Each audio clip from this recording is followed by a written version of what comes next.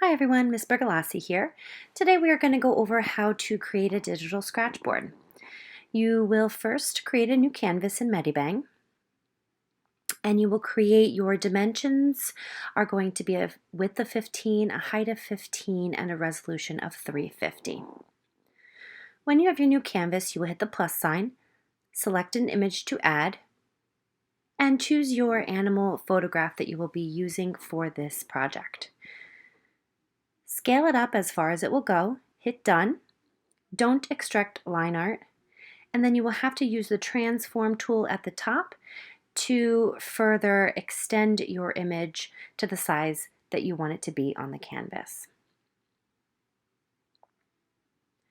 When you have it the size that you want it to be, hit done, and it will take you back to your canvas.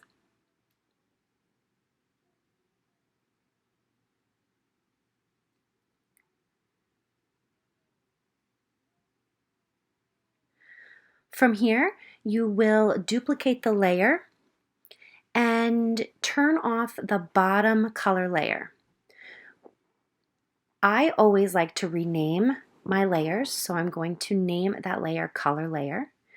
And on that second color layer, click the gear to the right and change it from color layer to 8-bit layer. This will give you a black and white image. So you'll have a color layer on the bottom and a black and white image on the top. You're next going to add a new color layer, and you will use the paint bucket tool on black to fill in that layer. What I've noticed about Medibang recently is that it will not allow me to create that color layer. So what I'm going to do at this point is save my canvas, click on New Save, close out the Medibang app if you have this issue where it's not letting you fill a layer, and swipe up from the bottom on your iPad and close out the Medibang Paint app and go back in. I've had that happen a couple times when I'm trying to fill that layer with black, so it might be something that you run into. Go back in, and on that top layer, make sure that your target is under layer and fill that with a black, the black paint bucket. Bring your opacity down to somewhere between 40 and 50. And this is where you can begin to use your eraser tool to erase out the highlights in your image.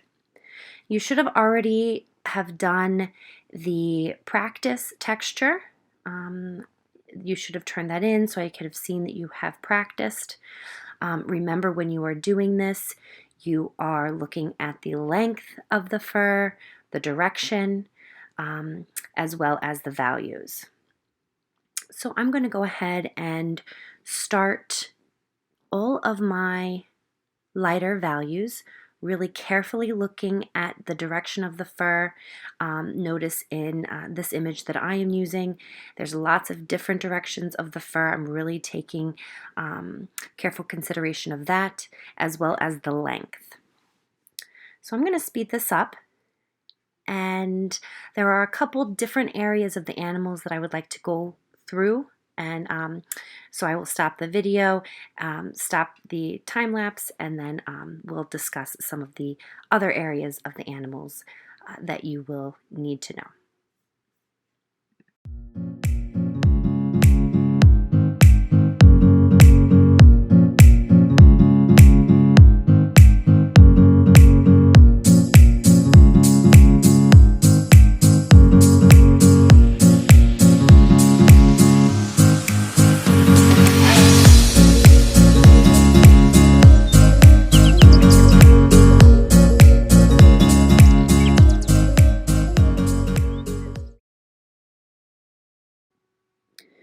So I am ready to do the eye of my animal, and you'll notice I'm bringing the size of my eraser tool quite low, okay, really small in size. And what I'm going to do is start coming out from the middle, sort of radiating out from the center. Notice the direction I'm going with my eraser tool. And I'm really coming out from the center, coming all the way around in a circular motion. And I'm looking at the values of the eye of my animal. Everybody's is going to be different. So the outside of this animal's eye is a little bit darker, has a little bit more of a highlight in the center of the iris. And then right in the middle where I'm working now is a darker value. And you'll notice each one of your animals should have a catch light. So you want to make sure to erase that catch light out and make that very bright. That is really what makes the eye look more realistic and have more dimension.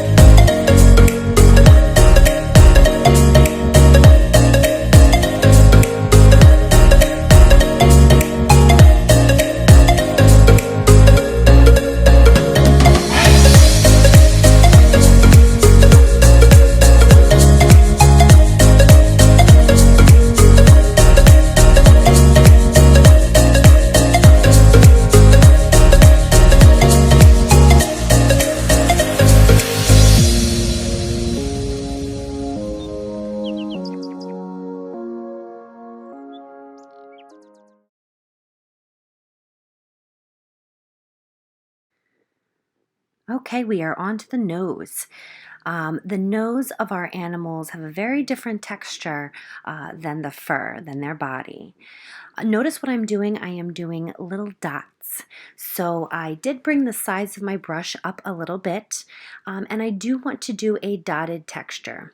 We don't want to do lines on the nose of our animals unless they have a hairy nose. Otherwise, it's going to look like they have a hairy nose. So when you are doing your dots, or otherwise called stippling, you're going to use the same theory. The closer the dots are together, the lighter the value will be. Whereas if you keep your dots further apart and less frequent, they will become darker. So this is how you want to create the nose texture.